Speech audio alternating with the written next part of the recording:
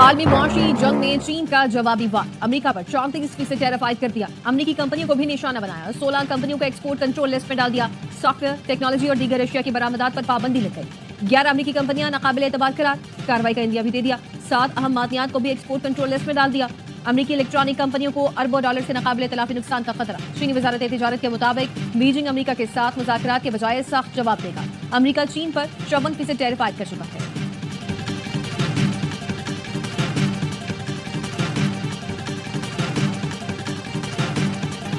Trump tariff نے امریکی معیشت ہلا کر رکھ دی، امریکی اسٹاک مارکیٹ میں کورونا کے بعد تاریخی مندی، مارچ 2020 کے بعد ایک دن میں اسٹاک مارکیٹ میں سب سے بڑی کمی، تمام بڑے انڈیکسز میں تقریباً 6% کمی ہوئی، سرمایہ داروں کے $3.1 ٹریلین ڈوب گئے۔ جے پی مورگن کا کہنا ہے ٹیرف کے فیصلے سے امریکی معیشت تقریباً 60% فساد بازاری کا شکار ہو سکتی ہے۔ بین الاقوامی منڈی میں خام تیل کی قیمت میں مسلسل کمی، 2 دنوں میں تقریباً 10% کمی آئی۔